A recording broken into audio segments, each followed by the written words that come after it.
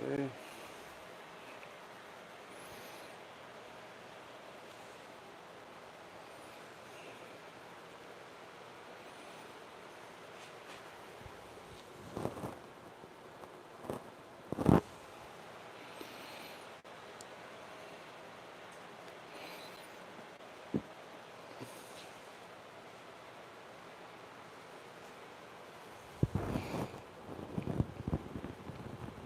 Okay.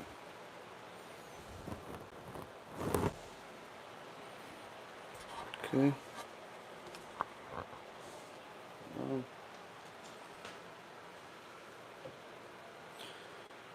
All right. Okay. YouTube Live app.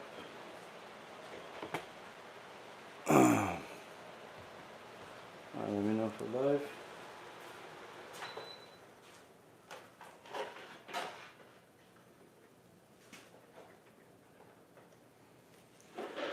Okay. All right, check. Sound good on app, YouTube, TikTok. Everybody can hear me. Start in a moment. Okay. Mic's good? Okay. Very good.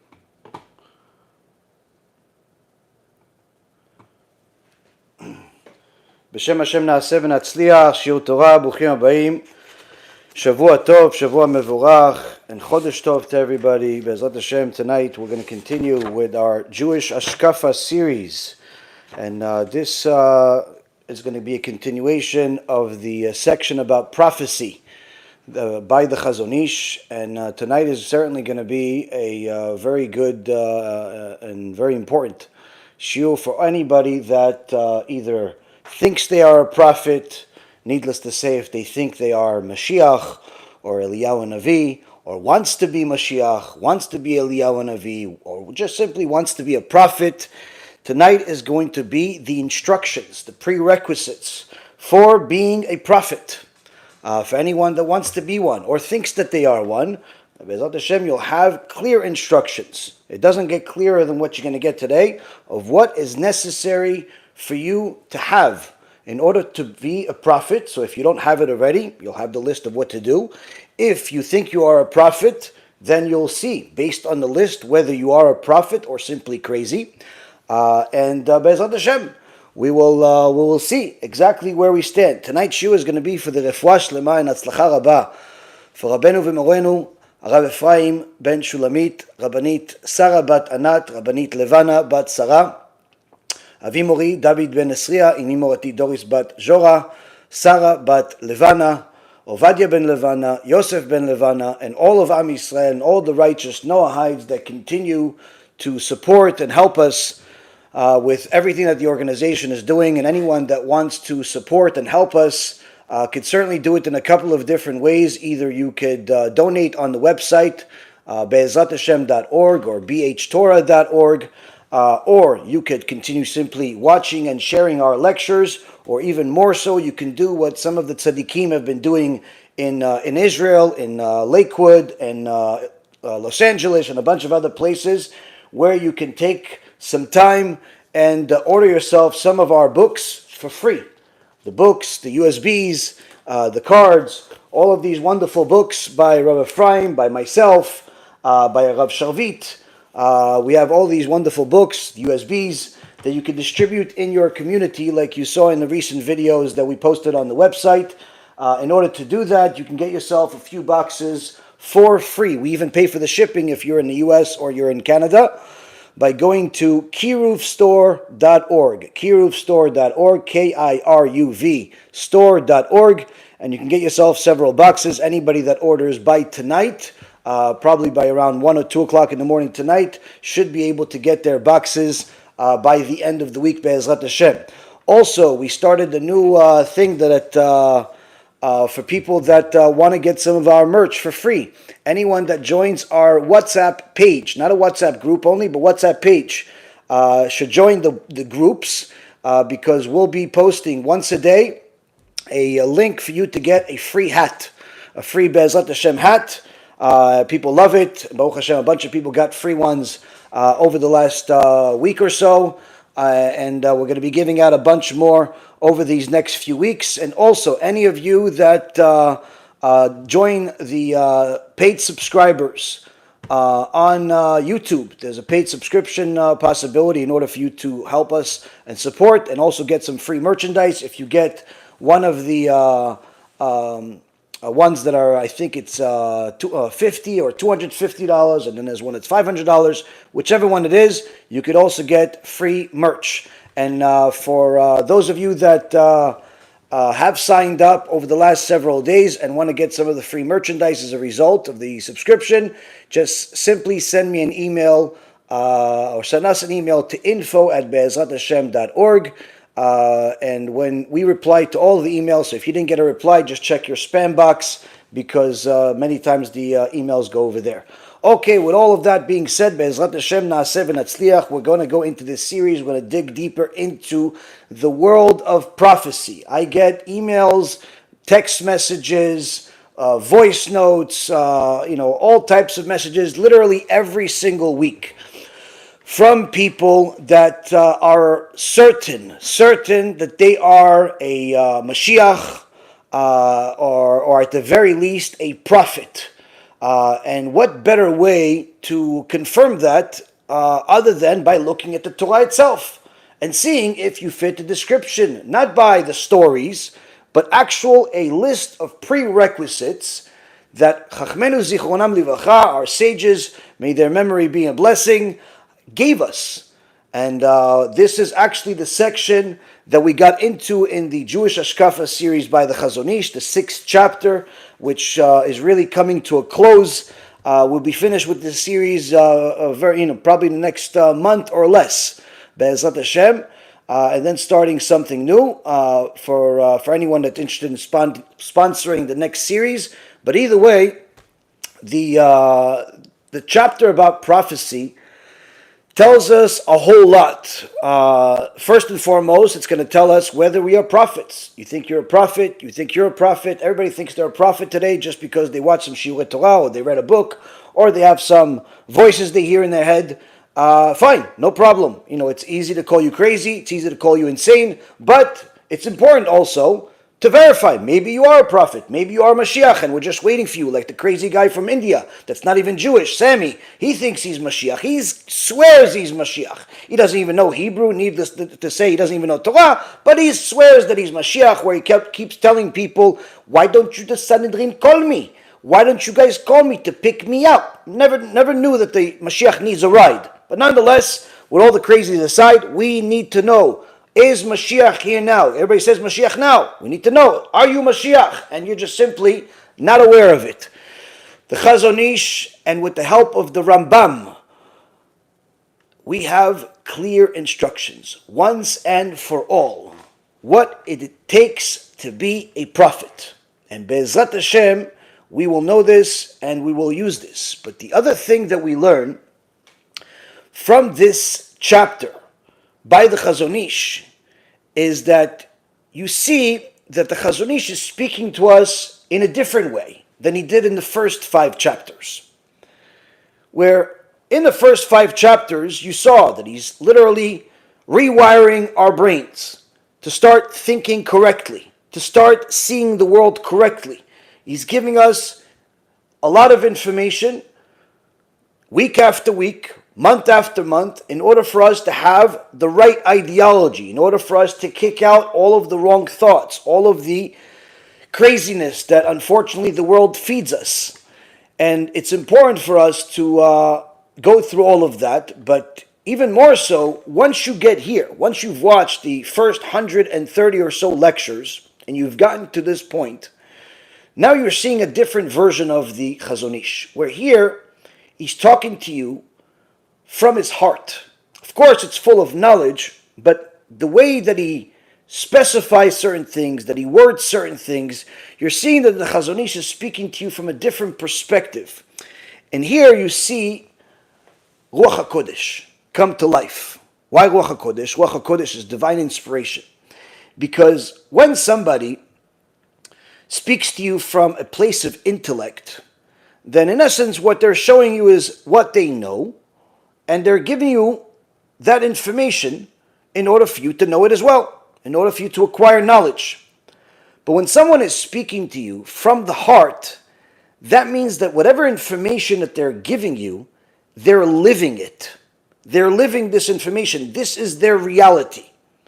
So here we see that the way that the Chazon Ish is speaking to us here is he's literally living these feelings, where he's telling you about the truth of the secret of the world, and having Hashem's presence fill the entire world, and the reality of Hashem and it stems in the very existence of the world, and how he thinks about him at all times. And as he said in the previous parts of the Sefer, where I don't have anything that's worse suffering than going against the will of Hashem, and I don't have anything that's as pleasing as doing the will of Hashem.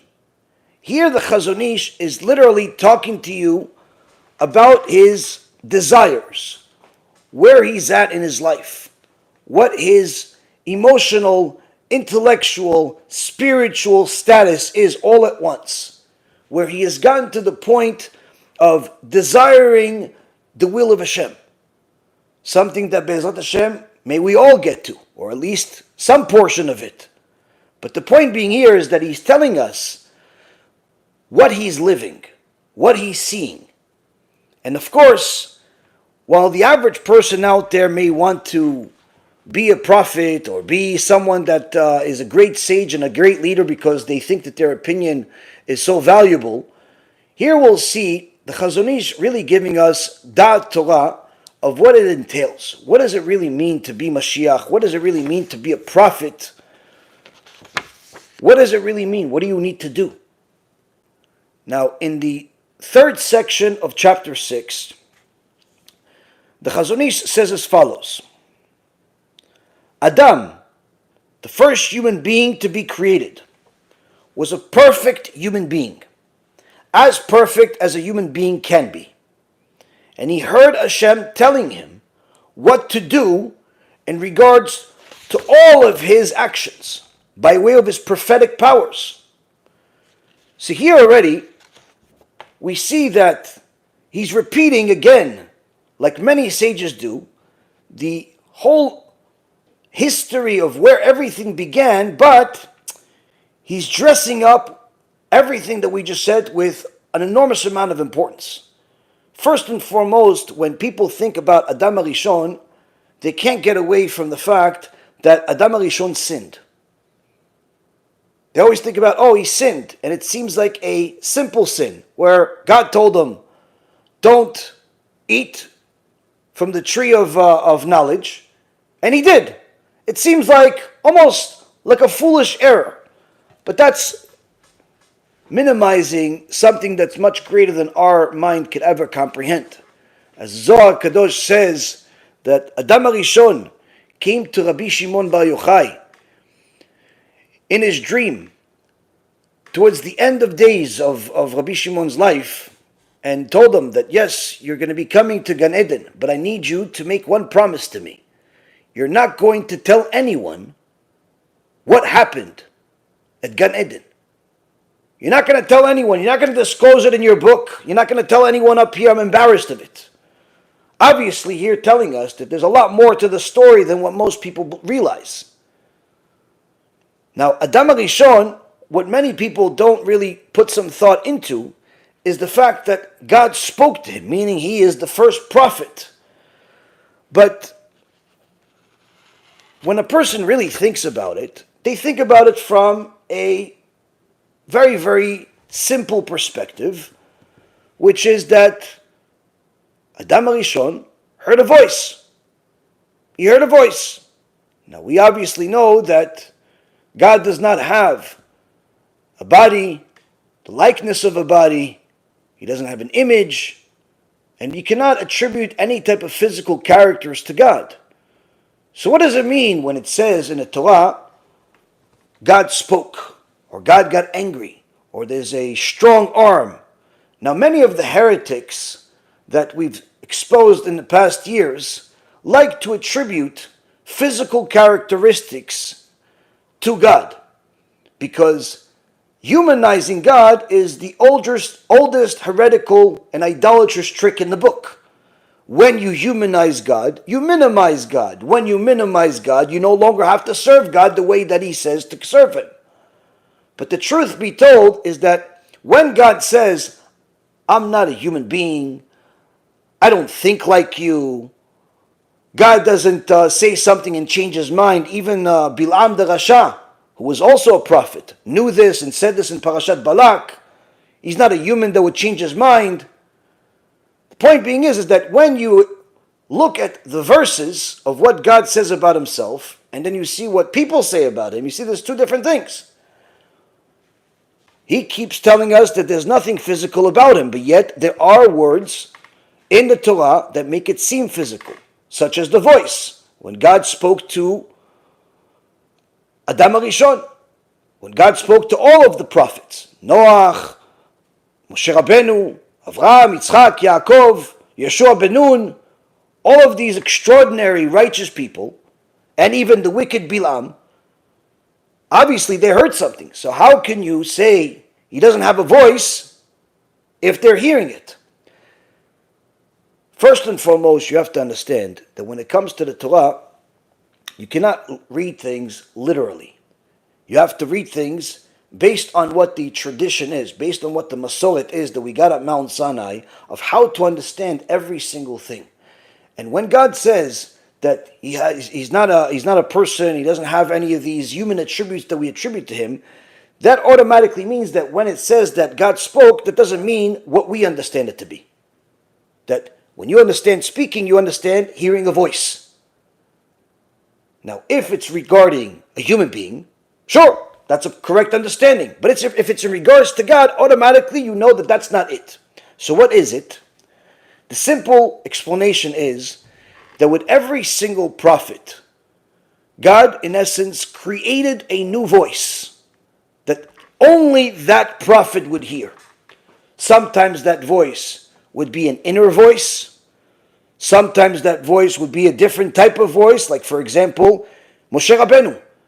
The Midrash says that Moshe Rabbeinu, when he first heard God speak to him during at the burning bush, it was with the voice of Amram, his father. He heard his father's voice, but he knew it's not his father. So God created a voice specifically for that prophet. And it's not a voice that anybody else, even if they were next to him, would be able to hear. Needless to say, it's not the same type of voice like you're hearing right now, where the decibels and all of the different things that are relevant to your hearing are relevant at all. This is a new creation altogether. Now, the first time this happened is with Adam HaRishon. Because the purpose was to give Adam HaRishon clear instructions of what to do in regards to all of his actions in life. The first being naming all of the creatures. And HaKadosh Baruch Hu brought every one of the creatures in front of Adam HaRishon and had him name the creature. The bear, the horse, the cat, the mouse, the lion, and so on and so forth. Now, of course, God does not need help with anything. But just like when he said to the angels, let us create man in our image, it's not because there is multiple gods, chas v'shalom, nor is it because God needed the assurance of the angels or permission of the angels, but rather in order to teach us what's called derech eretz, good manners, mannerisms. He showed us that he even gives respect to his servants. He said, let us create man in our image, meaning ones that know the difference between right and wrong, and obviously other things that we've discussed in previous lectures. The same concept here. God created man, and he wanted him to be a partner in creation. So he said, okay, I created the world and I have all of these creatures. These are all for your sake. All of these animals, all of these creatures, they're all for your sake, to help you serve me. So you use the wisdom that I've given you, which was extraordinary wisdom, prophetic wisdom, which is not the same thing as high IQ or intellect, which we'll discuss tonight, use this prophetic wisdom in order to look into the essence of every one of these creatures and thereby name it. So the horse was named the horse. In Hebrew it's sus, because the horse sas lamilchama, he runs even into battle. The dog was called kelev because he's all heart, kulo lev. He's all heart, he's loyal to his owner, and so on and so forth. Each one of the biblical names that was given to the creatures was given by Adam HaRishon as a result of this prophetic knowledge that God gave him.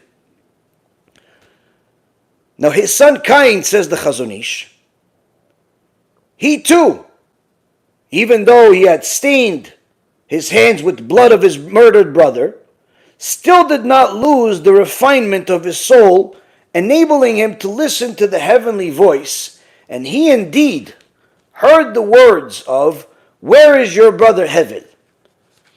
Even though Cain killed his brother as a result of jealousy, as the sages teach us, in order to populate the world,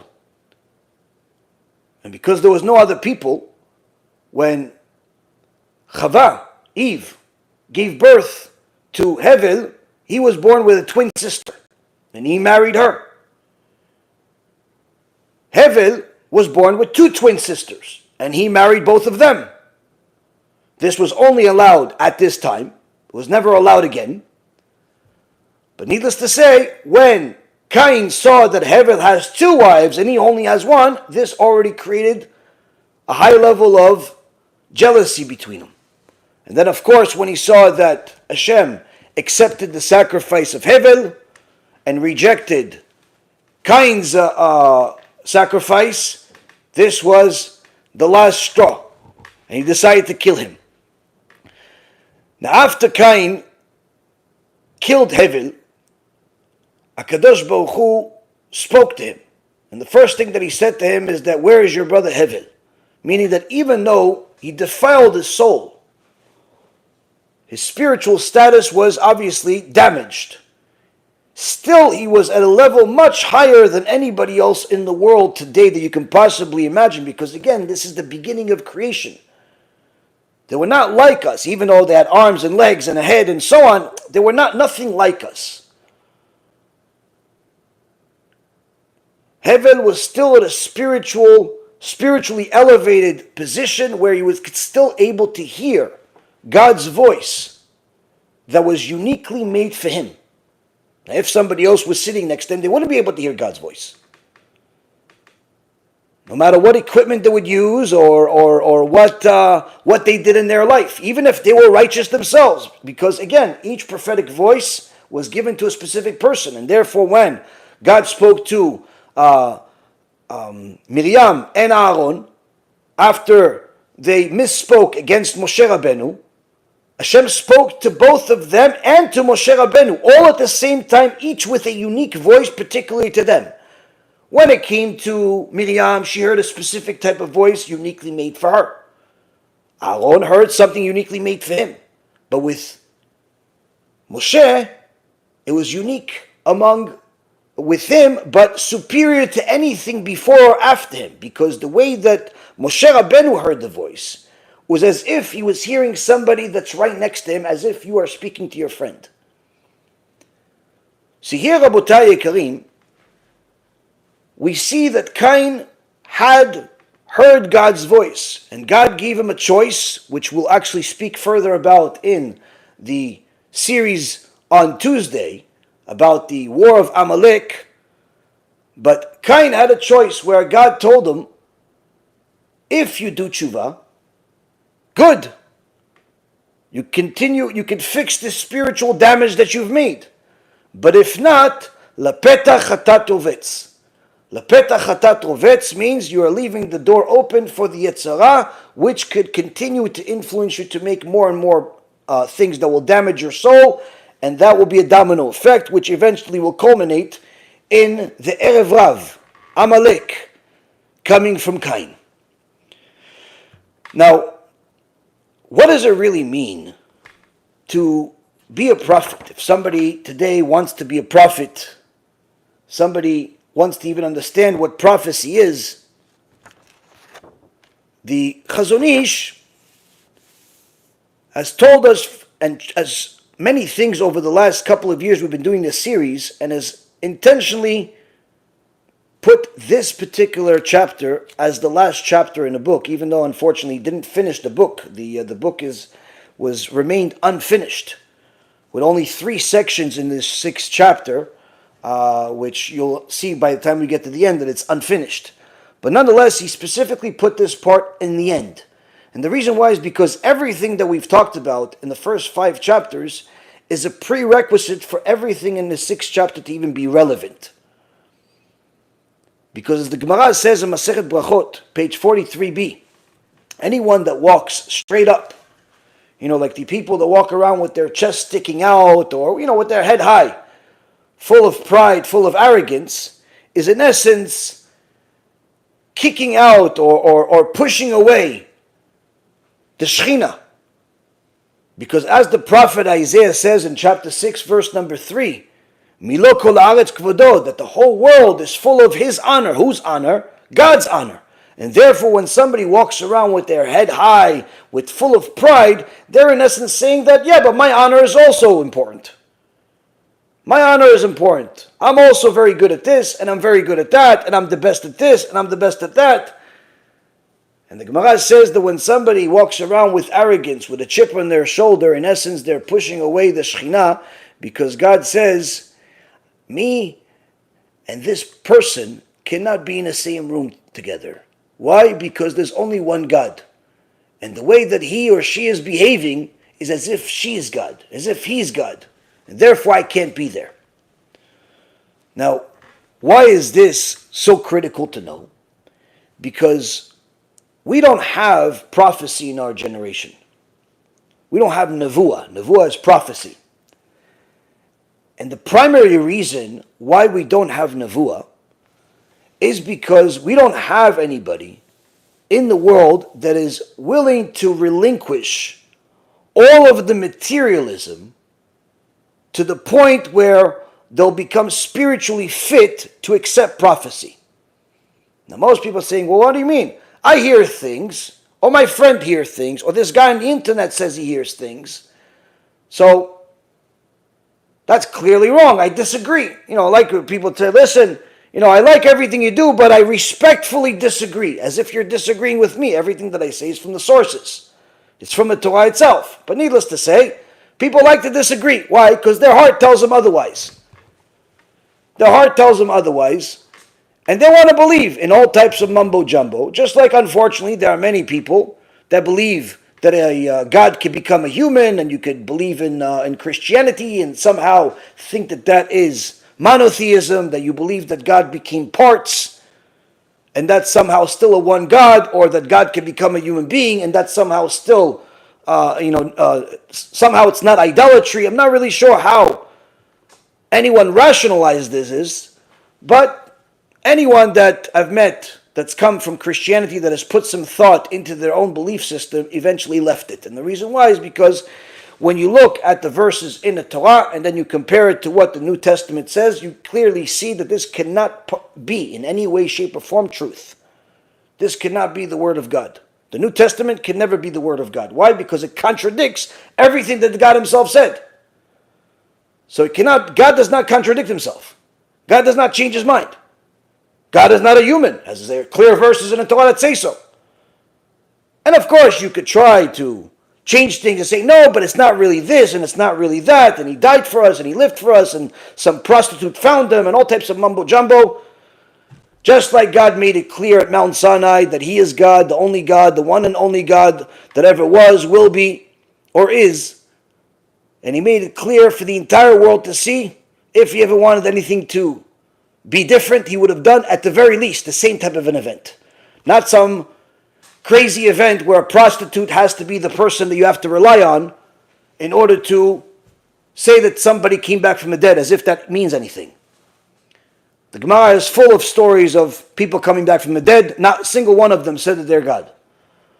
The point being here is that people like to believe things based on emotions. But you can't follow things purely based on emotions. So therefore, when I said that the Chazon Ish is speaking to you with a lot of emotions in this chapter, it's not because he's not giving you the actual truth of the knowledge of the Torah itself, but rather you're seeing that he's so connected to this subject that he's speaking to you with a complete heart as he's living it.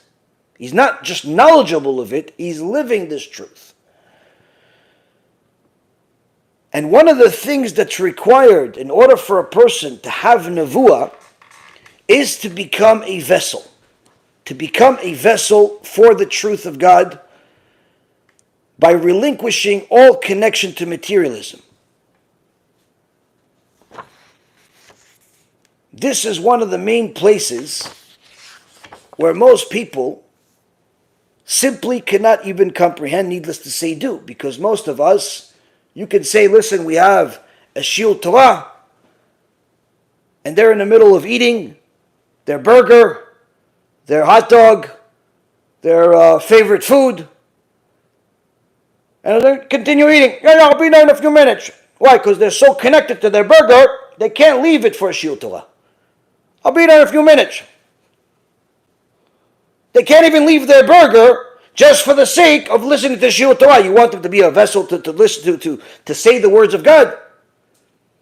You tell a person, listen, why don't you do something to publicize more Torah? Yeah, but listen, I'm trying to save up to get a new car. They can't even disconnect from their materialism in order to publicize the word of Hashem. You want them to be a vessel to publicize the word of Hashem? So one of the things that we're missing in the world, even though we have, Baruch Hashem, we have tzaddikim in the world, we have righteous people in the world, still, the level of that the prophets got to was different than what we know as anything remotely close to what normal is, according to our definition of what normal is. Now, first, a person needs to know that there is the spiritual status of a person. That's the soul, that's the neshama. There's obviously the body, the material part of the body. Now, I heard this fantastic explanation by Rav Meir Eliyahu Sheikhye of how do you put these two things together. When Hashem created man, when Hashem created every one of us, you have two complete opposites. How do they work? Just like, for example, the fire and water are two complete opposites. Fire and water are two complete opposites, but HaKadosh Baruch Hu combined the two of them in order to make the heavens, in order to make the sky. That's a combination of fire and water. So, even though things are opposites, they're not necessarily always something that cannot make something new. Needless to say, they're not necessarily something that always repels each other. But there has to be some type of divine hand that would make some of them come together. So how could something like the soul, which is completely spiritual, come together with the body that is chomer, that's material? One is too spiritual, like fire, but even more so. You can't hold fire, you can't contain fire. All you can do is get burned by fire. And then you have the body, which is here today, gone tomorrow. It's too material. It's temporary. So that's where the Tzelem Elokim comes. When everybody hears the famous verse where God created us in His image, B'Tzelem Elokim, that word Tzelem is in essence a third vehicle. A vehicle that HaKadosh Baruch Hu instilled into each and every single one of us that is going to be able to first take the soul, the neshama of the person, and put it into this, let's just call it, garment, in order to make the soul lower and be able to be combined with the body.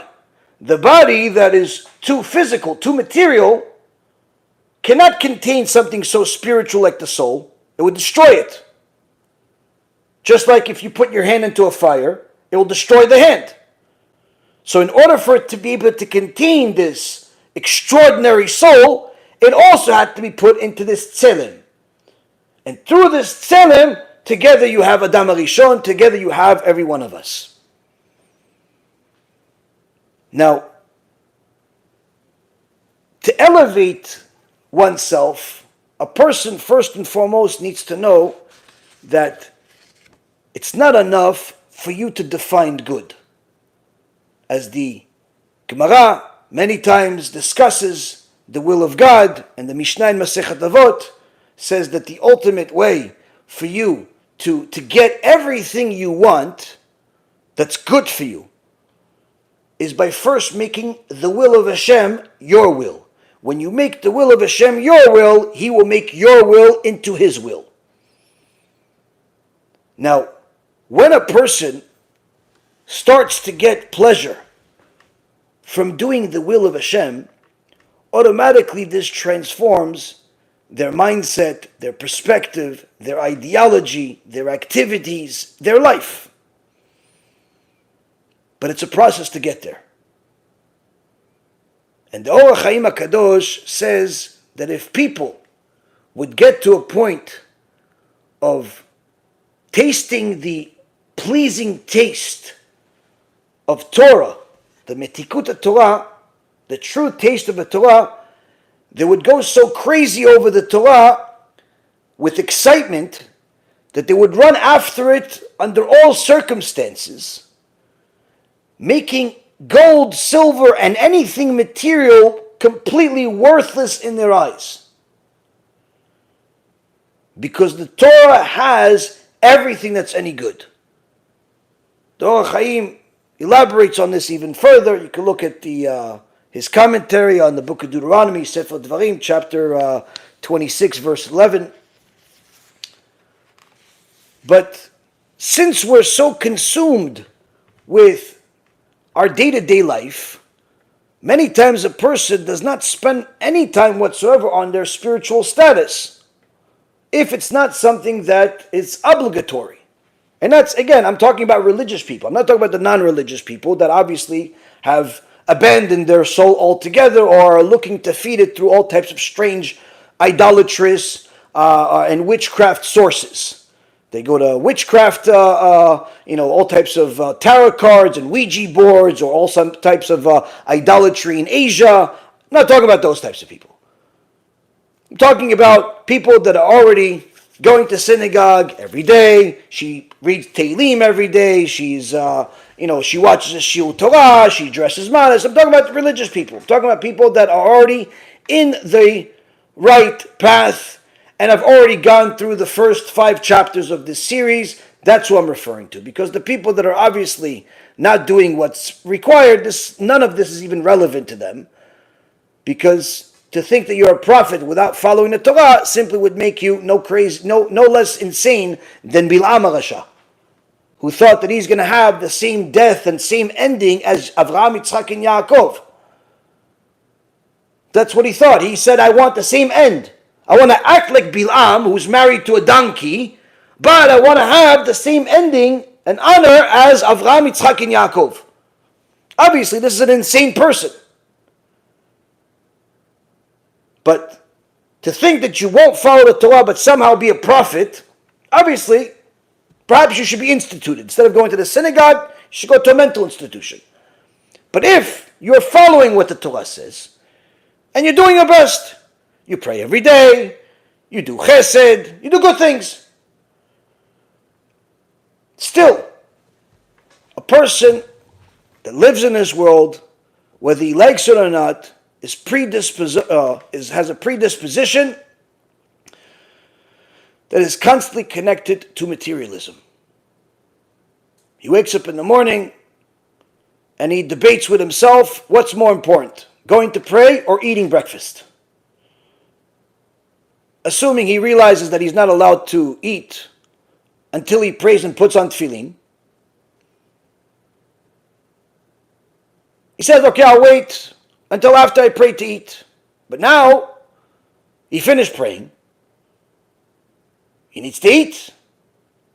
Now, if he is like most people, he starts putting thought into what is he going to eat. Am I going to have an omelet today? No, I had that yesterday. What if I have sunny side up with some potatoes? Yeah, and if she puts the seasoning on it and the potatoes, I like that. No, but it's kind of boring. Or what if I put some rice on it and maybe some onions? Yeah, that's good. Yeah, but then maybe it's going to be a little heavy. You know what? Maybe I should have a bagel, egg, and cream cheese. Yeah, maybe we should get it from Steve's Bagel Shop. Yeah, he's got good cream cheese over there. I don't know what they make it out of. Maybe they make it out of some special cows or something. No, but then you know what? I don't know if I really want to have cream cheese. Because then, no, you know what? Maybe I should have this. And he starts putting so much thought into his breakfast. Literally, if you calculate the amount of thought that he put into eating breakfast and the amount of time he actually ate breakfast, the amount of thought, for sure, took at least 10 times more time than actually eating breakfast. And that's just breakfast. Now after he finishes breakfast, or while he's eating breakfast, he's thinking about, okay, so I got to go to work. Today, I'm going to take the highway. Why? Because the turnpike, yesterday I had traffic. So I'm going to go with the highway. I'm going to take 95.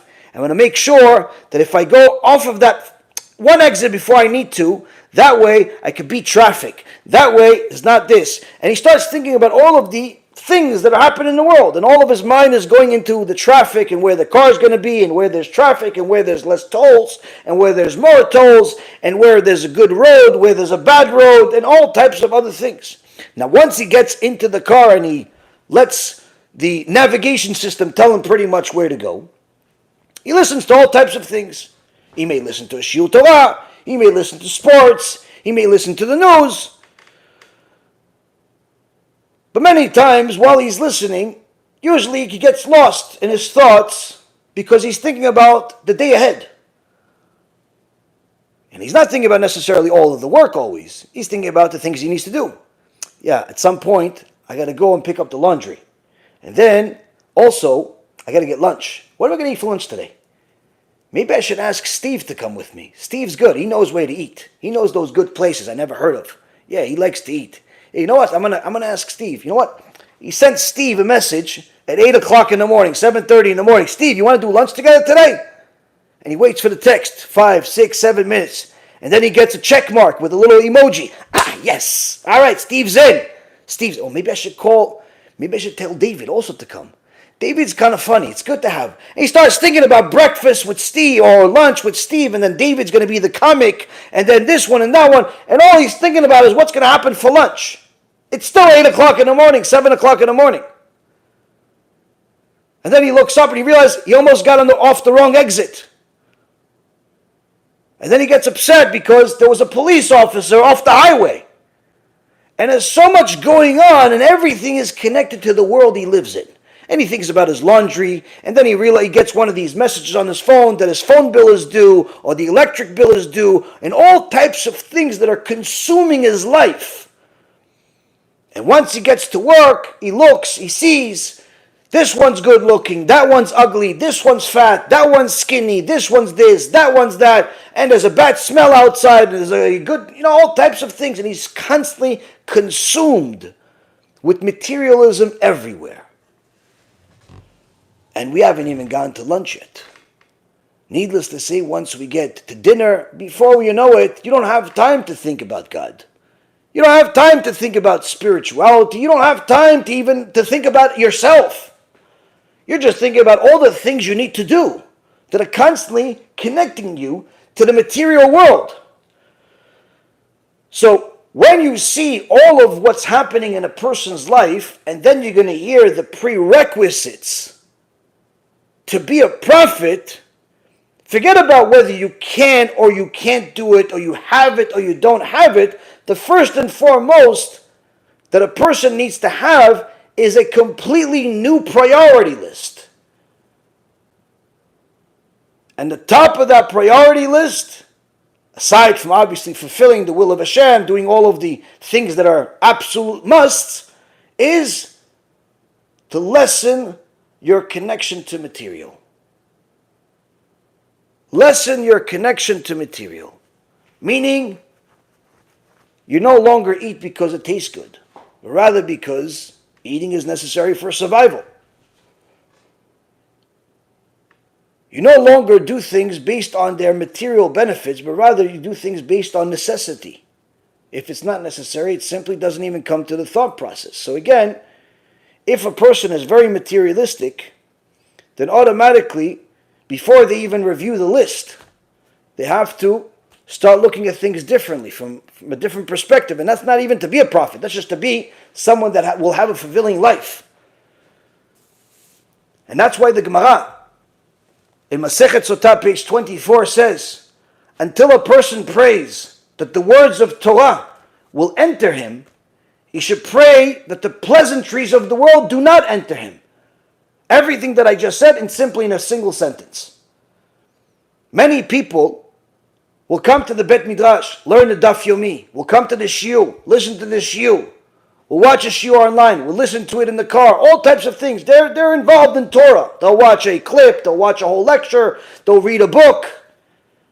But many times you see that the person has been watching, listening, reading for 4 or 5 years, 10 years. More or less, not much has changed though, in many people. Not everybody, but many people, not much has changed. She still has Gehenom parties. Even though she's been listening to Shiurat Torah for 10 years. She still invites her friends, family, and enemies to the house, to a coffee shop, to wherever it is, in order to have the Gehenom party. You know what the Gehenom party is, right? It's the party where everybody gets together for coffee, for whatever it is, in order to talk about other people. And therefore, everyone that comes will go to Gehenom. That's what's called the Gehenom party. They invite each other over. So what'd you do this weekend? Oh, did you see them? You know they got divorced. Did you see them? You know they sold their house, but it's not because they're getting a bigger house. They're downsizing. I heard he got fired. Yeah, and she's not doing too well herself. I think she doesn't feel good. She doesn't look healthy to me. You see her? Her skin is a little bit, it's like see-through a little bit. Yeah, I don't think she feels good. And they start talking about people, and he is this, and he is that, and she is this, and she is that, and that's what they do with each other. When they say how you're doing, they don't really care about how you're doing. They're asking you, what kind of scoop do you have? Do you have any scoop about somebody in the neighborhood? About somebody within our circle? About somebody that we want to hear some juicy details about their life? The whole Gehenom party is full of details no one is allowed to speak of, needless to say, to hear. But she's been listening to Shiurat Torah for 10 years. So, just because you listen to Torah, just because you read a book, it doesn't necessarily automatically enforce all of those details into your life. It doesn't mean you're going to do it. And many times a person can literally listen to Torah, read books, but do everything the opposite. Or enough things that are the opposite that they might as well be secular, atheist, because at the very least they'll have an excuse. They were completely clueless, like a donkey. But that's why many times people don't necessarily feel or taste that sweetness of Torah that the Orach Chaim HaKadosh was talking about. They're so connected to the pleasantries of this world, the materialism of this world, that every single time they have to connect to it in some way. So if it's not them enjoying something pleasant, some type of food, some type of possession, they have to talk about it. And if they don't have something new that they want to talk about themselves, they'll talk about somebody else's stuff. Somebody else's house, somebody else's dress, somebody else's shoes, somebody else's marriage, somebody else's kids, somebody else's something. Why? Because they're literally glued to material. Instead of cleaving to HaShem, they're cleaving to the Sitra Achra by way of materialism. And that's why the sages say in the Gemara, in Masechet Sotah, even before you pray to HaShem to open up your heart and accept the Torah, pray for HaShem to have mercy on you in all of your addictions to materialism. Because so long as you're addicted to materialism, it's going to be very, very hard to make your neshama into a vessel that can accept the Torah that you're learning. Now, one of the things that the heretics utilize to cause people to fall into the trap of materialism is by materializing God. Giving God material or physical attributes. When they say, look, it says he has an arm, so of course he has an arm. It's just that his is real, but yours is not real. All types of stupid things that they do by playing with the language in order to say something that's just enough to make sense to an unknowledgeable person. Because it's too hard for them to swallow the pill that says God is not human, God is not physical, God is not material, God is nothing like you. Your thoughts and his thoughts are nothing alike. If you thought it, for sure, you can be guaranteed this is not what God's going to do. Why? He doesn't think like you. But because they want to materialize God, they have to have a way. Now, why would anybody want to materialize God? What do they get out of it? This, Rabotai, is the underlying goal of all people that materialize God, is that by materializing him, you limit him.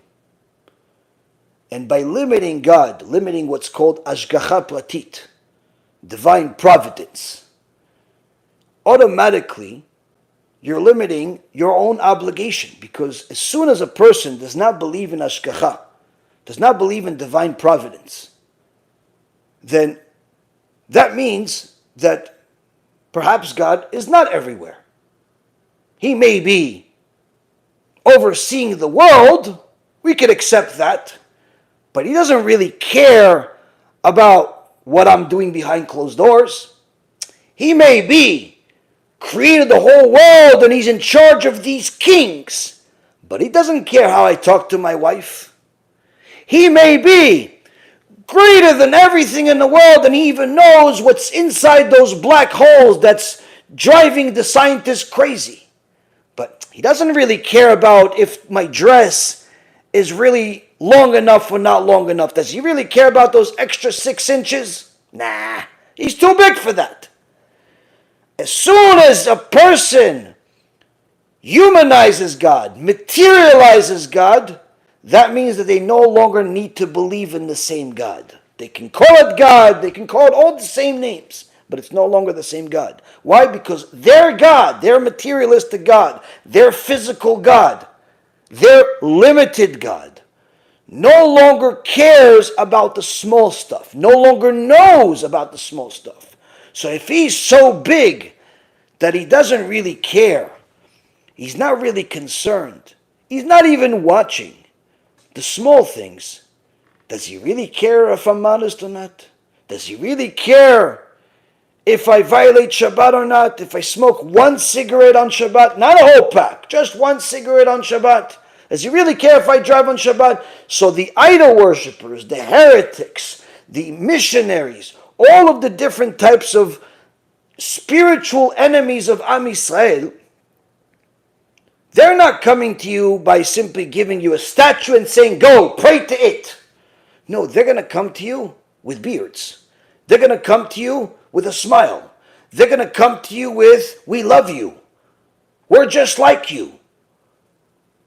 They're going to come to you with sweet talk in order to eliminate your connection to the one and only God that was, that is, that will be, that's master of all powers, that has everything and anything, and there's nothing else but him. And the moment that a person has fallen into that materialistic world, it's only a stone throw away, meaning very simple for that person to fall into the trap of a human God that doesn't care about mitzvot, that doesn't care about anything. But the real God knows everything, cares about everything, and the Gemara specifically says, anyone that says that God will simply let go of your sins, any sin, as if he doesn't care, as if he doesn't count it, will get an extra punishment just for thinking that. And that extra punishment, the Gemara gives details where they get cut up into small little pieces like a salad that you have in a barbecue. Why? Just for thinking such heretical thoughts that God doesn't care about your small things, your big things, like everything the same. That in itself is heretical thought. So, of course, a person that wants to know whether they're a prophet or not, or whether they can be a prophet or not, these are prerequisites. Prerequisites, not even for prophecy, but just to be in the righteous path. To know that you have the right ideology. You don't have this? Don't even continue watching. Go to shiur number 1 in the series and start from there. Because the rest is simply not relevant. Now, there's nothing better than having clear instructions. And that's what we have. The Chazon Ish gives us a little taste by telling us about Adam HaRishon, his prophetic powers. Cain, despite him staining his hands with blood, still was refined enough that he was still able to hear God's voice, showing us obviously that it's not necessarily just a person that is righteous or just a person that is any one particular thing. There's a system. And who is better than the Rambam to tell us the clear instructions? The Rambam in Ilchot Yesodei Torah, the foundational rules of the Torah, in chapter 7, says as follows. Chapter 7, the first halacha. Now he has a whole chapter about prophecy. We're only going to go into the first one, but we're going to go into it with details. He says as follows. It is one of the foundations of our faith that God communicates by prophecy with man. So automatically the Rambam is telling us that it's not a matter of whether you believe in prophecy or not. If you don't believe in prophecy, you're considered, according to the 13 principles of faith of the Rambam, you're considered a heretic. What's a heretic? Simply a person that has no share of the world to come. And the Rambam repeats this in Ilchot Tshuva, chapter 3, halacha number 8. That includes in the category of heretics are people that have no share of the world to come. Anyone that says that prophecy does not exist and knowledge is not communicated from the Creator to the heart of man. So this is not just a small detail you could just skip. This is a big deal. Now when it comes to thinking people are Mashiach and things like that, you already see from the beginning that the Gdolei Ador, the ones that the giants, sages of the generations, thought about things very differently than you see in the world today.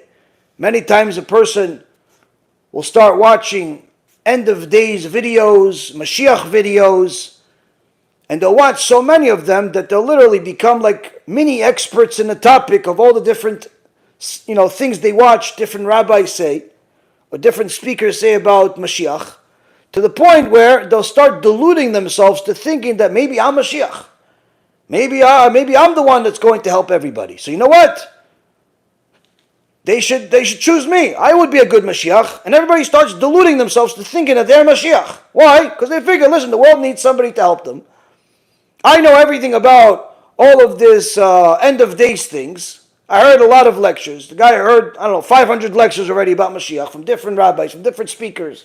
Even heard the false prophecies of the Gentiles. He heard everything. He figures, maybe, why not? Why shouldn't I be Mashiach? I'm a nice guy. Why not? Sometimes you'll even have a woman say, yeah, I think I'm Mashiach. Sometimes the woman is convinced that our unborn child is Mashiach. All types of crazies. But automatically, from the beginning of the Halakha, you start seeing that the Rambam and all of Gedolei Hador don't look at it the same way. He says, this is a foundational belief in Judaism. Now, as a side note, another couple of examples about the perspective of Gedolei Hador, about Mashiach. When somebody came to the Ben Ish Chai and told them, Rabbi, the word is out there and they're saying that Mashiach is going to come next year. I want to see what the rabbi is going to, what the rabbi is going to say. What does the rabbi think about Mashiach coming next year? And the Ben Ish Chai says to him, Mashiach is not going to come next year. Wait, but Rabbi, isn't it like our belief that Mashiach can come at any given day? He said, yeah, but he's not going to come next year though, based on what you're saying. No, he's not. Why? He says, because we have an oral Torah. And part of that oral Torah is the Gemara, the Talmud. And the Talmud tells us clear things, clear signs of what's going to happen before Mashiach comes, preconditions, things that have to happen before Mashiach comes. And based on that, they haven't happened yet. And since they haven't happened, he can't come now. Those things have to happen before he comes. Meaning, it's not about whether you want Mashiach to come. Like some people think, no, if we really want him to come, therefore he's going to come. No. It's about the world being ready, us being ready, and the Kadosh Baruch Hu willing it. Now, we need to believe he can come, but that's not enough. The whole concept of believing that Mashiach is going to come means not just believing that one day the salvation will come, but rather it's supposed to impact you. It's supposed to impact you. If you really truly believe he's going to come, that means that you're going to work on yourself to perfect yourself and be ready for him to come. For when he comes, you're going to have to be at your best spiritual state that you've ever been in. And that's why it's the last of the principles of faith, because if you truly believe Mashiach can come at any given day, that means you have to review where you stand based on all of the other principles of faith. Where do you stand based on all of the other rules of the Torah? So you see, the Gedolei Hador, the Ben Ish Chai, doesn't just say, okay, yeah, Mashiach come, okay, yeah, he's going to come.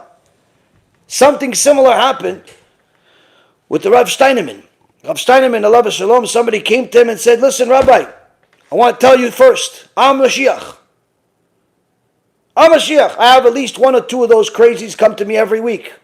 But thank God, HaShem has mercy on me, they don't come to my house. They usually send me messages on all types of social medias and emails and Facebook messages and WhatsApp. And I think that if they were able to do it with actually coming to my house, they'd all literally just simply knock on my door 24 hours a day just to tell me that they think that they're Mashiach.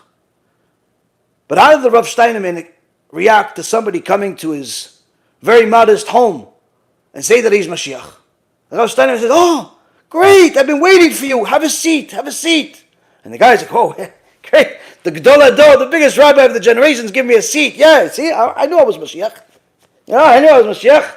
You know he's Mashiach. And Rav Steinemann says, okay, great, listen. So the Gemara here has one of the side of the sages say this, the other side of the sages say this, but then as they go back and forth, eventually they end up with a teko. So what is it? What's the answer? And the guy's like, huh? So Rav Steinemann says, Rabbi Shimon is saying this, Rabbi Yehuda is saying this, but then at the end of this Gemara it says teko. Teko means that this is something that only Eliyahu Navi is going to tell us. So whether you're Eliyahu Navi or Mashiach, surely you have the answer we've been waiting for. What's the answer? There's a bunch of tekos all over the Talmud that are waiting for your answer. So this is where I'm up right now. What is the answer? The guy did not know his right or his left. He didn't even know what a teko is. He says, you're not Mashiach and not even the donkey of Mashiach. And that's also another thing that many people don't realize. To be Mashiach, you can't just be some ignoramus that has feelings that you may be it. That just means you're arrogant. That just means you think you're a big deal. It doesn't mean you're Mashiach. So what is the prerequisite? The Rambam writes, prophecies bestowed only upon a very wise sage of strong character, who is never overcome by his natural inclination in any regard. So just to analyze the second sentence here and understand what the Rambam is saying. Here the Rambam is telling us he has to be a very wise sage. What does it mean, a very wise sage? He has to know Torah. He has to be an extraordinary Talmid Chacham. He has to know an enormous amount of Torah. He can't just be a guy that watches 1 or 2 shiurim per week, or even 1 or 2 shiurim per day, and thinks that he's considered a very wise sage. He has to be extraordinarily knowledgeable in the word of HaShem. Because prophecy is of an entirely different nature of wisdom. And although wisdom is a prerequisite for prophecy, prophecy involves stepping beyond one's normal thinking process. And the Rambam here tells us that this is not just simple topic that you could just say, I feel that maybe I am. In fact, the Chachamim say that the Rambam writes in his commentary in the Mishnah that he wrote a book about prophecy, but unfortunately, there's no record of that book. This is one of the things that HaKadosh Baruch Hu decided to hide from us. Just like he hid the Zohar HaKadosh from us for many years before it was discovered, there are other books that were hidden from the world for many years before they were discovered, and then others that remained hidden and will be hidden until Mashiach comes. But this book by the Rambam about prophecy, where he elaborated much, much more than what he did here in this halakha, the Rambam is telling you, I know everything there is to know about prophecy. I wrote a whole book about it. First and foremost, whoever's going to be a prophet, not even the Mashiach, prophet, has to be a very wise sage. Has to be a very wise sage. But not just any wise sage. He has to be Gadol b'chokhmah, Gibor b'midotav. What's Gibor b'midotav? He has to be of strong character. He has to have extraordinary character traits. Where they're so refined that even if people are insulting him, he's not moved by it. He forgives them. In fact, they go against him, he prays for them. So Hashem will have mercy on them and won't punish them. He's not going to be like your average person that's just a nice guy and says hello. He's going to have extraordinarily strong character traits across the board. And the Shmona Prakim that the Rambam wrote in chapter 7, he elaborates further on these things where he says a wise person includes all of the positive intellectual qualities, meaning he has to have all-encompassing knowledge across the board of the Torah, which he actually will elaborate later on in this halakha, which means he knows knowledge of the pardes. The pardes is a pshat, remez, drash, and sod. The simple meaning, the hinted meanings, the midrashim, and also the secrets of the Torah, like Kabbalah and so on. Many times people want to go straight to Kabbalah, straight to the Zohar, without even knowing the pshat, without even knowing halacha, needless to say, without knowing anything else. No, it has to go. Person has to have a full balance. So when the Rambam says wise, he says, I'm referring to all of the positive intellectual qualities. When I'm referring to rich, he has to be rich. This is referring to the ultimate emotional quality and the ability to be satisfied with what you have. As our sages taught us, who is rich? One who is satisfied with his portion. So even the other parts that are required all have to do with character traits. That's what he's referring to. Strong character traits is a wealth that a person possesses that's unlike money. Because once you have strong character traits, you're happy with whatever you have. Whether you have millions or you have pennies, you're happy with it. You know this is from HaShem. This is what you are entitled to. This is what you need. He also has to be strong. This is referring to an emotional quality, where a person controls their behavior according to the knowledge and counsel.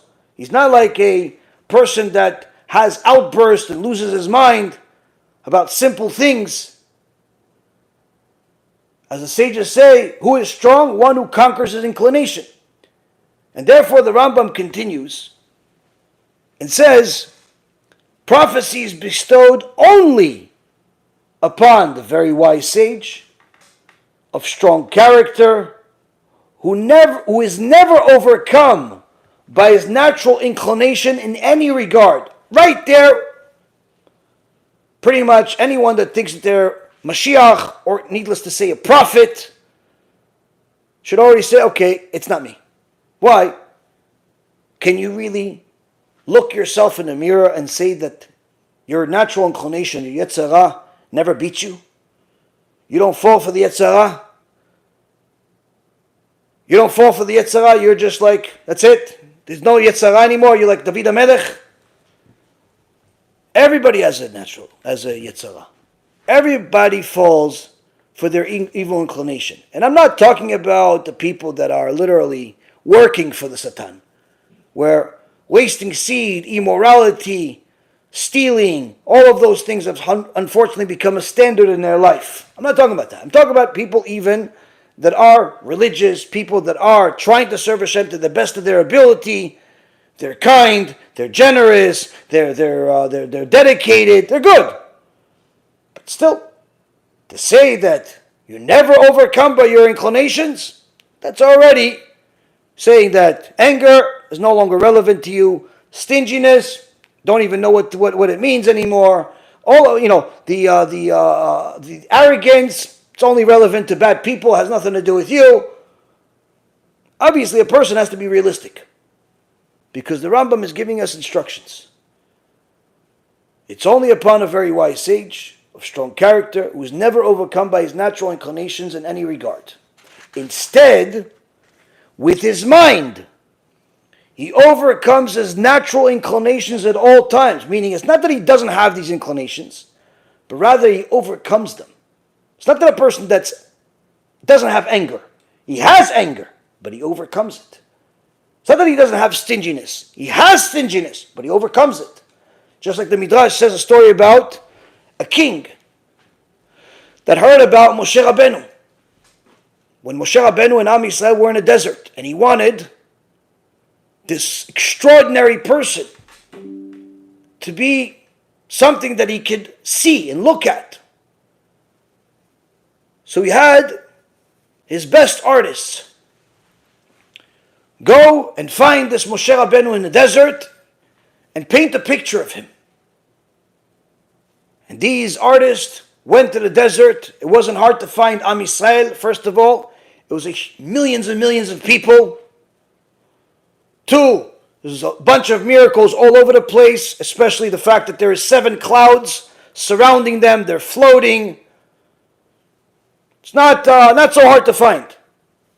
And even more so, it's because Hashem wanted them to find them. So, they go to the desert, they find them. They each paint Moshe Rabbeinu. They come back to the castle. Each shows the paintings. They all look the same, similar, different skills and so on. And then he gives these paintings to the experts that he has in his kingdom that know how to read a face. Because he heard a lot of wonderful things about Moshe Rabbeinu, how he's the humblest man of all.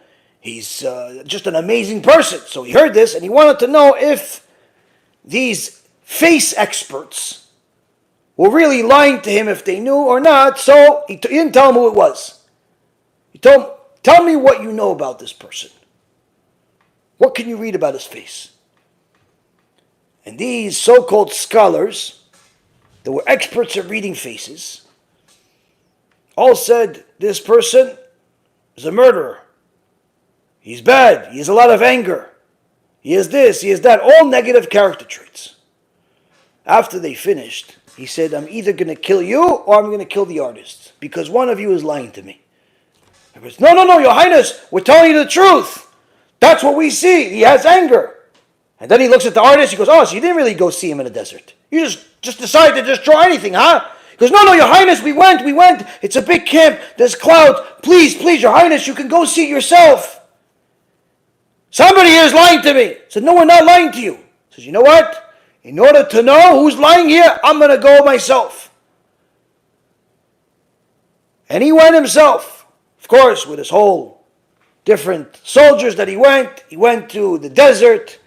He saw Moshe Rabbeinu and he saw that he really does look exactly like the pictures that his artist made.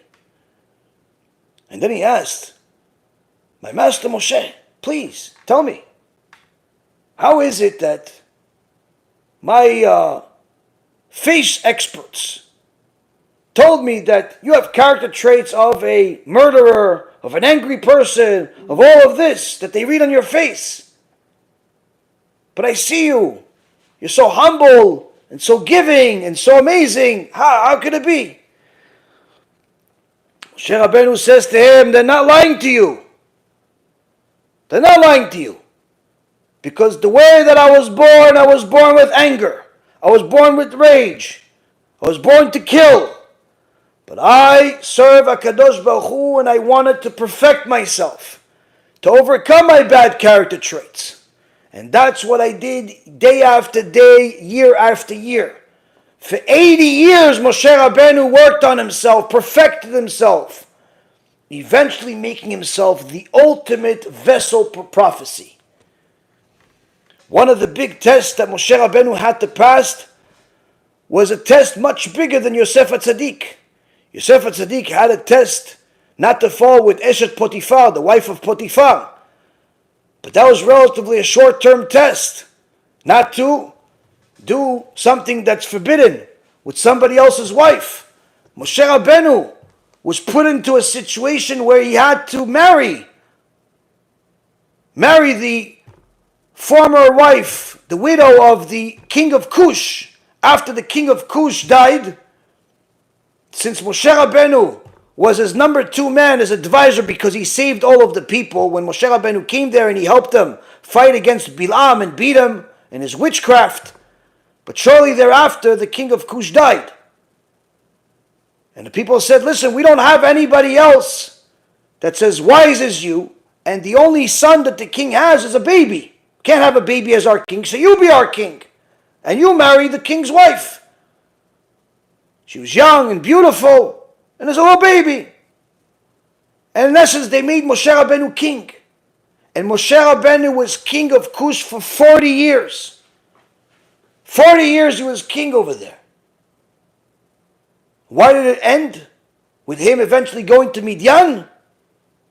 Because eventually, that wife told the people, look, no kids have come from Moshe because he hasn't touched me or even slept in the same bed as me for all of these years. Because he's a Jew. And his God forbids it. The only righteous person to the throne is my son, from the son of the original king. Let him be the king. She wanted our son to be the king because Moshe Rabbeinu wouldn't touch her. And that's when Moshe Rabbeinu left Cush. HaShem made all of the people afraid of him, so they couldn't hurt him, but he had to leave. And that's, of course, when he went to Midian, and everybody knows the story after that, where he married the daughter of Yitro, and eventually came and brought Am Yisrael out of Egypt. But the point being is that he literally had the test of Yosef HaTzadik, not for one day, not for 1 month, not for 1 year, for 40 years. He's a king. Everything is available to him. But he doesn't touch anything. Why? He's working on perfecting his midot. It's not for naught that Hashem made Moshe Rabbeinu the prophet of all prophets. Throughout all of his life, he perfected his character traits in every single aspect of it, making him literally the perfect vehicle, the perfect vessel to receive the ultimate prophecy. And that's why the Rambam says that it's not that he doesn't have these inclinations. He has. But with his mind, he overcomes his natural inclinations at all times. And he must also possess a broad and correct mental outlook. He has to have the right ashkafa, the right ideology. Can't just be smart. Can't just be recluse. Can't just be someone that has a good understanding of some things. He has to have a broad and correct mental outlook. Without the right ashkafa, without the right ideology, he cannot become a vessel for prophecy. If you think for even a half a second that God needs you, if you think for even a half a second that the world revolves around you, if you think for half a second anything that's against the Torah, automatically that removes you from being someone that has a correct mental outlook. And the Rambam continues, a person who is full of all of these qualities and is physically sound, meaning he doesn't have any mum, he doesn't have any deformities, like missing arms, blind, mental problems, things of that nature. Because even though the humility and good character traits are absolute necessity, also he has to be physically sound. And a person that has all of these qualities and is physically sound is fit for prophecy. Why does he say he's fit for prophecy? Because even though a person is fit for prophecy, it doesn't necessarily mean that he'll have prophecy. But then further, when he enters the Pardes, like I mentioned before, Pardes is Pshat, Remez, Drash, Sod. 4 different parts of the Torah. Different ways of understanding the same exact Torah. It's not different books. It's the same exact thing, 4 different understandings of it. Levels or layers. There's the simple understanding, the hinted meanings of everything, the midrash, which is the behind the scenes, if you will, and also the secret, like the mystical or supernatural or simply secret types of parts of the Torah, such as the Zohar, or Kabbalah books, things of that nature. When he enters the Pardes and is drawn into these great and sublime concepts, if he possesses a correct outlook to comprehend and grasp them, he will become holy. So again, we've reached another step. Can't just be somebody that watches Shiurei Torah. Can't just be somebody that learns here and there. Has to be somebody that enters the Pardes, comprehends it, and has the correct outlook of it, and is able to sanctify himself as a result of it. What does it mean to sanctify himself, to become holy? To separate himself from the material world. He will then advance and separate himself from the masses who proceed in the darkness of the time. He must continue and diligently train himself not to have any thoughts whatsoever about fruitless things or the vanities and intrigues of the times. So here the Rambam is also telling us another food for thought that is required for prophecy. Remove this idea that you can become a prophet overnight. Like one day you woke up and God decided that you're a prophet. As the Rambam tells you, he has to train himself. Why? Because prophecy is not acquired in a short period of time. It's only acquired through a continued, diligent effort. And even though in the Torah, when you met Moshe Rabbeinu, you first heard he's a baby, then he was a prophet, that's not how real life worked. It's just that God did not put every single detail of everything that happened in the written Torah. That's part of what the oral Torah is there for. To give us all of the other parts, which is the drash, and the sod, and the remez. So there's more parts of the Torah that tell us what happened between the time of him running away from Egypt at 20 years old to the time that he came back to Egypt at 80 years old. That's 60 years. A lot of stuff can happen in 60 years. Part of what happened was that 40 years that I mentioned to you. 20 years was in Midian. Out of the 20 years in Midian, 10 years he was in prison. All of this was part of his servitude of Hashem. Overcoming tests. Overcoming tests. And when a person continues diligently and training himself to ultimately remove all thoughts whatsoever about fruitless things or the vanities and intrigues of the times, meaning all worldly secular matters. If you're still watching the news, if you're worried about what the talking heads are saying on Fox or CNN or HBO or Netflix or whatever other channels there are on TV or the internet, remove the thought from your mind if you want to go in the right path. But needless to say, if you think that you're a prophet or even fit to be a prophet, it cannot be. Why? What your eyes are watching and therefore the windows of your soul receiving makes it impossible for you to be a fit vessel. You have to separate from materialism. Then the Rambam goes further, and this is still the first halakha of prophecy. This is not Mashiach, this is not Moshe Rabbeinu, this is just simply to be a simple prophet.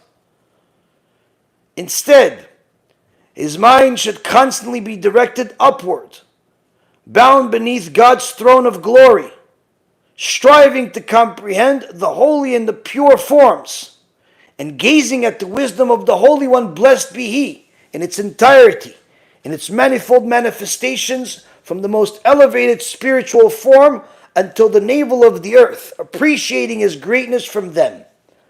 Here already, you're going into a completely different thought process, a completely different level of thought process that is required for a person to get to before they even become someone that's fit to be a prophet. Their thought process is no longer one of normalcy, is no longer one of what the average person even thinks about. They have to literally see a Kadosh Baruch Hu in everything and see how a Kadosh Baruch Hu manifests in everything. How literally, en od milvado, there's nothing else but Him. And you have to literally look at every different part of creation, whether the ones that you see or the ones that you don't see, the ones that's happened, the ones that's happened, or the one that's happening. Everything and anything you have to constantly connect to HaKadosh Baruch Hu. You have to start thinking about all of its creations. It's an elevated thought where a person has to get to a point of starting to think about the holy chayot. The chayot, there are different types of angels that HaKadosh Baruch Hu has. One of them is called chayot. This is discussed by the Rambam also in chapter 2 of Ilchot Yesodei Torah. And here a person starts to see that the mindset of the prophet is very, very different than the junk that people usually have. Usually people that think that they are prophets, and usually they go straight for the jugular. They don't just think that they're a prophet, they think that they're Mashiach, like nothing less. Usually, it's as a result of them watching a lot of news. or a lot of things that talk about the possibilities of the future news. And it's never anything like what we're talking about. And the Rambam is telling us here that a person has to elevate their thought above the physical reality and appreciate HaKadosh Baruch Hu's greatness from everything. And after these preparations have been done, the spirit of prophecy will immediately rest upon him. Now, just as a clarification, the Rambam clarifies also in the Guide to the Perplexed that he's not saying that if you do all of this, for sure you'll become a prophet. But rather, if you do all of this, and HaKadosh Baruch Hu wants you to be a prophet, then as soon as you do this, you become a prophet. Prophecy will rest upon you. But just because a person does this, all of this, doesn't mean that Hashem is going to make him a prophet. He could simply just say, no, I don't want you to be a prophet. I don't want to tell you. I don't want to give it to you. Why? Don't ask why. It's God. He runs the world.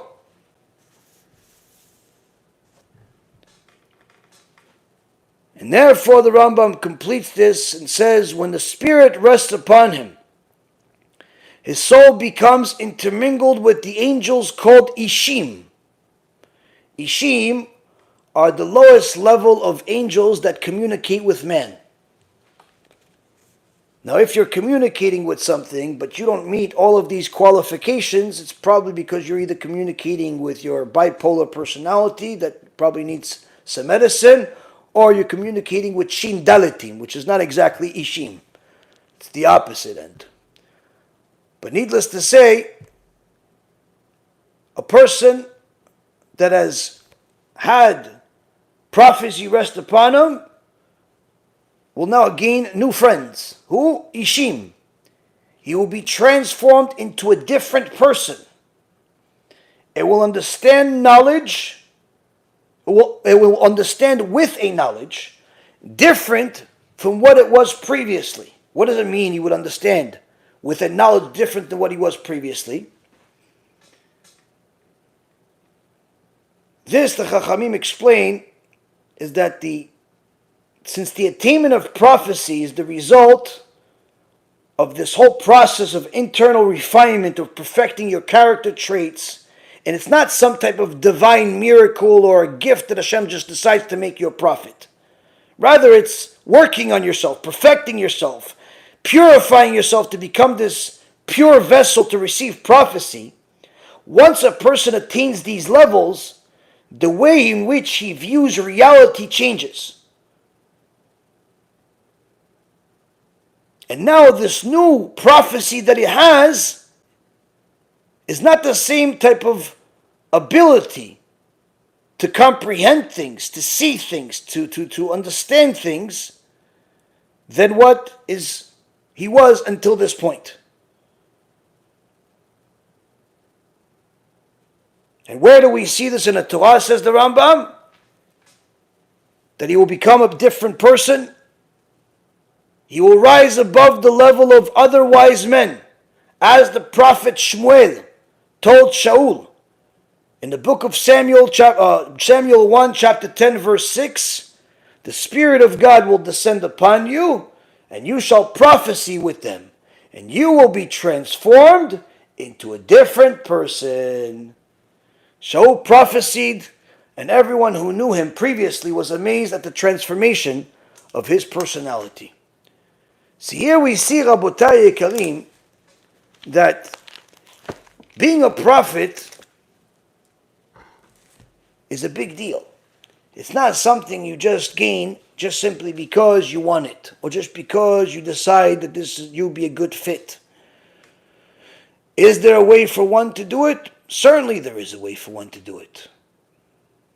But the truth is that even if somebody does everything that the Rambam and the Chazon Ish have said that's required to do, and they don't get gifted this last final step of prophecy, they still will be the happiest person on planet Earth as a result of making all of these changes. Because just like the Chazon Ish said that there's nothing that makes him more sad than going against Hashem, than doing something that's not the will of Hashem.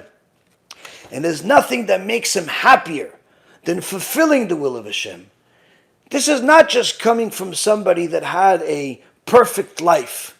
This is somebody that's coming that had an enormous amount of problems, had to flee from country to country, was childless, never had any kids, had all types of health problems, all types of people trying to go against him left and right. His life was full of problems. Literally, much more problems than any person could possibly imagine.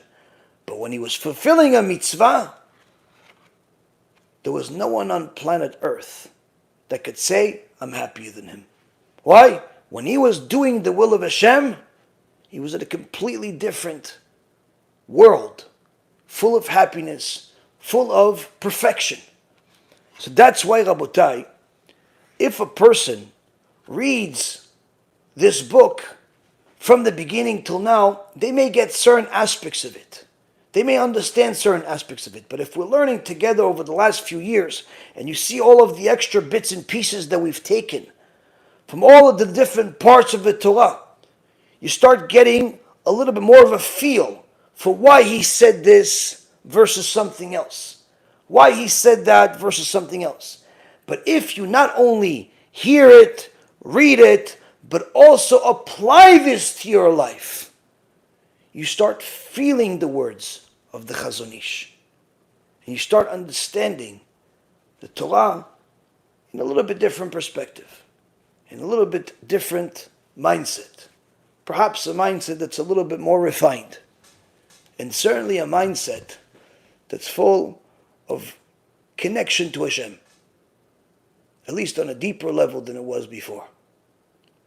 BeEzrat Hashem, we'll continue to learn more about prophecy, about the different levels of prophets. Next week, BeEzrat Hashem, or actually in 2 weeks from now, because I don't think we're going to have a shiur for this series next week. But either way, now we've learned the prerequisites to prophecy. Next, we're going to learn different levels of prophecy. Because even if one already knows they're not a prophet, and they're not going to be a prophet, or at least that's not in the to-do list. Certainly there's a lot to learn from them, and from what's required from them, and what they can do. Because first, a person may not be able to do everything that a prophet does, but every one of us can pick something and say, you know what? That one thing, there's a list of 20 things, a list of 50 things. I can't do 50 things. But that one, I can do that. I can do that one. And guess what? You do that one, and it could certainly be the one thing that you need to get extra strength to do the next one.